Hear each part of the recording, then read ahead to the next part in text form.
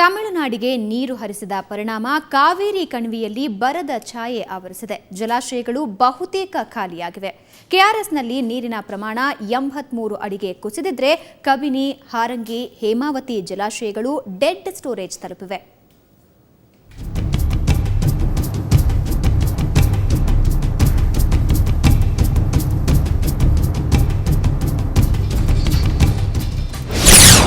ತಮಿಳುನಾಡಿಗೆ ನೀರು ಹರಿಸಿದ ಎಫೆಕ್ಟ್.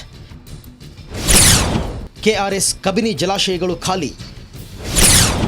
ಕಾವೇರಿ ಕೊಳ್ಳದಲ್ಲಿ ಬೇಸಿಗೆಗೆ ಮುನ್ನವೇ ಬರ. ಕಾವೇರಿ ಕೊಳ್ಳದ ಜೀವನಾಡಿ ಜಲಾಶಯಗಳು ಖಾಲಿಯಾಗಿವೆ. ತಮಿಳುನಾಡಿಗೆ ನೀರು ಹರಿಸಿದ ಪರಿಣಾಮ ಕೆಆರ್ಎಸ್, ಕಬಿನಿ, ಹಾರಂಗಿ, ಹೇಮಾವತಿ ಜಲಾಶಯಗಳ ನೀರಿನ ಮಟ್ಟ ಪಾತಾಳಕ್ಕೆ ಕುಸಿದಿದ್ದು ಬೇಸಿಗೆಗೆ ಮುನ್ನವೇ ಬರಗಾಲ ಕಾಡುವ ಆತಂಕ ಎದುರಾಗಿದೆ.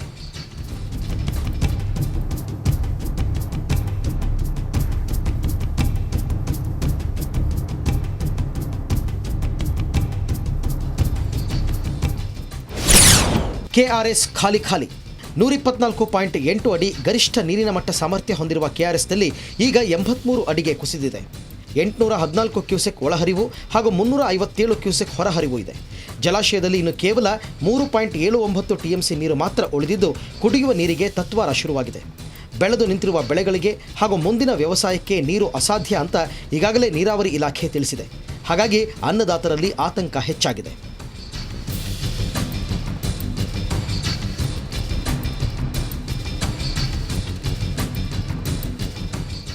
ಇನ್ನು ಮೈಸೂರು ಜಿಲ್ಲೆ ಎಚ್.ಡಿ. ಕೋಟೆ ತಾಲೂಕಿನ ಕಬಿನಿ ಜಲಾಶಯದ ಸ್ಥಿತಿಯು ಚಿಂತಾಜನಕವಾಗಿದೆ.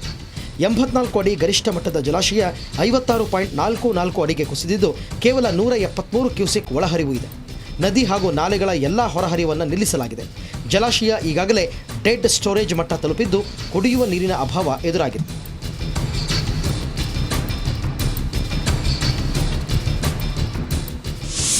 ಇದು it is only beginning of ಜನವರಿ. ಇನ್ನು 6 ತಿಂಗಳು ಬೇಕು ನಮಗೆ ಮುಂಗಾರು ಮಳೆ ಶುರುವಾಗಬೇಕಾದ್ರೆ. ಜುಲೈ 15th ನಂತರ ಮುಂಗಾರು ಮಳೆ ಶುರುವಾಗೋದು.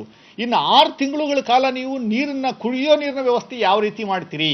KJP, BJP ಅವರ ಅಸ್ತಿತ್ವನ ಉಳಿಸ್ಕೊಳ್ಳೋ ದಿಟ್ಟಿನಲ್ಲಿ ದಿನನಿತ್ಯ ಅವರು ಅದರ ಬಗ್ಗೆ ತಲೆ ಕೆಡಿಸ್ಕೊತಾ ಇದ್ದಾರೆ ಹೊರತು ನೀರಿನ ಸಮಸ್ಯೆ ಎಷ್ಟರ ಮಟ್ಟಿಗೆ ಬಿಗಾಡಿಸ್ತದೆ ಅನ್ನೋದ್ರ ಬಗ್ಗೆ ಇನ್ನು ಮುಂದಿನ ದಿನಗಳಲ್ಲಿ ಜನಗಳಿಗೆ ಗೊತ್ತಾಗುತ್ತೆ. ಈ ಮಧ್ಯೆ ಜಲಕ್ಷಾಮ ತಪ್ಪಿಸಲು ಕಣಿವೆಯಲ್ಲಿ 5 ಕೋಟಿ ವೆಚ್ಚದಲ್ಲಿ ಸರ್ಕಾರ ನಡೆಸಿದ ಮೋಡ ಬಿತ್ತನೆ ಕಾರ್ಯ ವಿಫಲವಾಗಿದೆ. ಬೇಸಿಗೆ ಆರಂಭಕ್ಕೂ ಮುನ್ನವೇ ಬರದ ಛಾಯೆ ಎದುರಾಗಿದೆ. ಬೆಳೆ ಇಲ್ಲದೆ ಅನ್ನದಾತರು ಕಂಗಾಲಾಗಿದ್ದರೆ ಜಾನುವಾರುಗಳು ಕುಡಿಯುವ ನೀರಿಗಾಗಿ ಪರಿತಪಿಸುವಂತಾಗಿದೆ. ಮಂಡ್ಯದಿಂದ ಮಂಜುನಾಥ್ ಜೊತೆ ಮೈಸೂರಿನಿಂದ ಸೋಮಶೇಖರ್, ಸುವರ್ಣ ನ್ಯೂಸ್. ತಿಪ್ಪಗೊಂಡನಹಳ್ಳಿ ಜಲಾಶಯ ಒಂದು ಕಾಲದಲ್ಲಿ ಇಡೀ ಬೆಂಗಳೂರಿಗೆ ನೀರುಣಿಸ್ತಾ ಇತ್ತು. ಆದರೆ ಇನ್ನೂ ಚಳಿಗಾಲ ಮುಗಿದಿಲ್ಲ. ಆಗಲೇ ಜಲಾಶಯ ಖಾಲಿಯಾಗಿಬಿಟ್ಟಿದೆ. ಜಲಾಶಯದ ಅಭಿವೃದ್ಧಿ, ಕಾಲುವೆಯ ಅಕ್ಕಪಕ್ಕ ಸ್ಥಳದ ನಿರ್ವಹಣೆ, ಹೂಳೆತ್ತುವ ಕೆಲಸ ಸೇರಿದಂತೆ ಎಲ್ಲವೂ ಸ್ಥಗಿತಗೊಂಡಿದೆ. ಇದರಿಂದ 1700ಕ್ಕೂ ಹೆಚ್ಚು ಕೆರೆಗಳು ಒಣಗಿ ಹೋಗಿ ನದಿ ಪಾತ್ರಗಳ ಭೂಮಿಯಲ್ಲಿ ಅಂತರ್ಜಲ ಮಟ್ಟವೂ ಕುಸಿದಿದೆ. ಕಳೆದ 10 ವರ್ಷಗಳ ಹಿಂದೆ ಬಿಡುಗಡೆಯಾಗಿರೋ 25 ಕೋಟಿ ರೂಪಾಯಿ ಅನುದಾನವನ್ನ ಸಮರ್ಪಕವಾಗಿ ಜಲಾಶಯದ ಕಾಮಗಾರಿಗೆ ಉಪಯೋಗ ಮಾಡಿಕೊಂಡಿಲ್ಲ ಅನ್ನೋ ಆರೋಪ ಕೇಳಿಬಂದಿದೆ.